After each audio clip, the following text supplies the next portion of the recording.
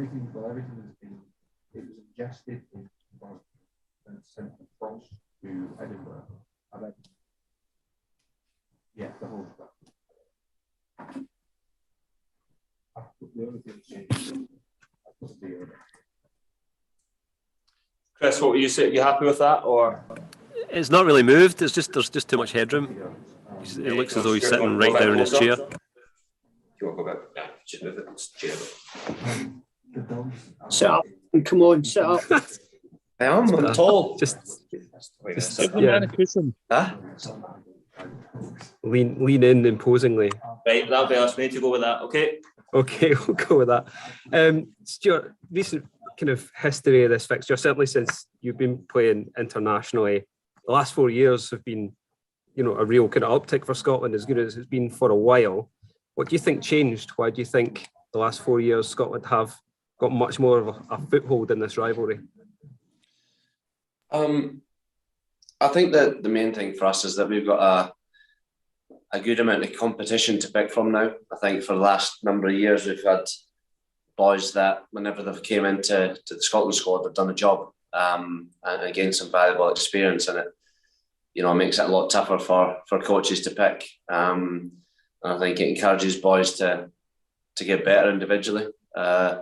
They get a little taste of international rugby, the international environment, and it's somewhere they want to be all the time. So I think it starts firstly with individual. I think we've got every year we seem to be adding a new coach that's added their little bits and pieces to the squad. And I think right now we've got one, if not the best coaching sides we could pick from. So as I say, it's something that we pride ourselves on as our defence, and I think Steve Tandy is the best defence coach in world rugby. And you could see that what he's done with us over the last couple of years and what he's done with the Lions in the summer. To have him in our squad is massive. And Abi Zonga coming into the squad this season added little bits and pieces as well. So yeah, the boys are learning valuable experience. They're learning new things on and off the field. And ultimately it's making us all stronger. During that run when England were on top, they were winning this fixture home and away. Was there ever an apprehension about coming into this fixture? I'd be lying if I said I wasn't, a bit sometimes worried about playing England. Especially in the early years. I didn't think, for me being a rugby pig growing up, I think some of the names that used to play against for England, that was quite a scary task, but not now. Not now. I think for me, I truly believe in the ability of myself and the ability of the squad that we can go out there and win. And it's shown over the last 4 years or so. So, I think we view England as the same as every other team. We respect them highly, individually, collectively. They're one of the best sides in world rugby. But we know we can compete with them. So that's the exciting thing about our squad. We get excited about this fixture. We get excited about the challenge. And yeah, it's a good one to be involved in. Cheers, Stuart. Good luck. Thank you. Stuart, so do you sense, you mentioned that how your mindset has changed going into this game. Do you feel like that's the same for the whole squad, that there is no fear at all, that's helped in the past couple of years? Yeah, massively. I think for us, the big focus we have early on in the week is, analysing our opposition and seeing where their strengths and opportunities lie. But towards the end of the week, it's very much concentrating on ourselves and making sure that we get our things right. Because if we worry too much on opposition, then sometimes we'll come unstuck because don't know what we're doing. But we've got an identity where we want to be really, really strong in defence. We want to express ourselves in attack. As I say, the focus, especially towards the end of the week, is very much on ourselves. And you're talking about the coaching and how it's, the little bits are added every year. I know you've spoken about what Ben Scott has done for you individually. Collectively, what has he done for the squad as a whole? And is that maybe a kind of aspect of sport, rugby, that was maybe overlooked a few years ago? I think for me, I can't speak on behalf of what he's done for other boys, because at the end of the day, it's none of my business. But I know what he's done for me has been absolutely incredible. And We have regular meetings with Ben as a squad on how we can,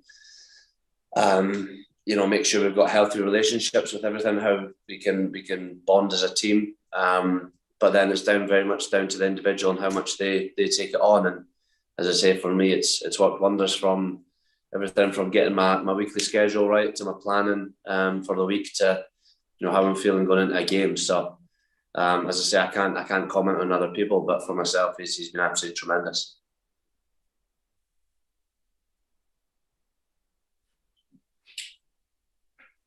Stuart, how are the confidence levels having this fixture at home in Murrayfield and with full crowds, especially compared to last year? Look, we're absolutely buzzing to be back at BT Murrayfield. I think for us to show what we're about in front of a packed out stadium is exactly what everybody wants. It was a bit, last year was awesome to still be playing. We were very, very privileged to still be playing and doing what we love. But it's not the same when there's nobody sitting there watching. I think for us, we get the backing of our home fans tomorrow, and hopefully that we give them a lot to cheer about. Confidence levels, look, we're confident in what we're going to do. We're confident that the challenges that England are going to chuck at us, we know we can deal with. It's just about going out there and executing it to the best we possibly can. Look, England are an absolutely phenomenal side. They've got some quality players. A few of my Exeter mates are in there. We're excited for the challenge. And how important is it to have the full capacity crowd there?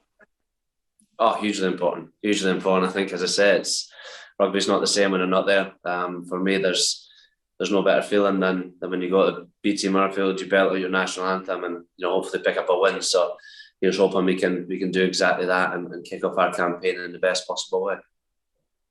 Best of luck. Thank you. Thank you. Anyone else from broadcast? Great. If we can move on to written now, please. Sorry, can I just jump in, Michael? Sorry, I didn't hear you there. No problem. Stuart, can I ask you, were you surprised to hear Eddie Jones say that you guys were red hot favourites and all the pressure was on Scotland going into this?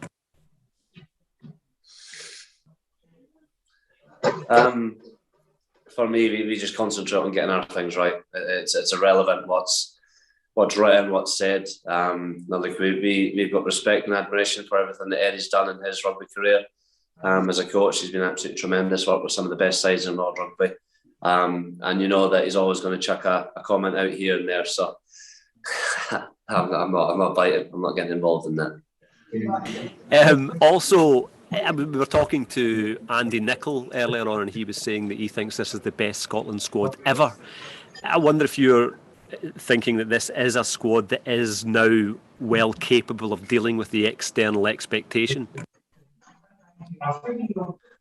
It's definitely the best squad I've ever been involved in, put it that way. I think for me, the excitement, the buzz, the cohesion that this group has got is the best it's ever been, and that's down to everything we do as a squad. We want boys to be the best version of themselves every single day.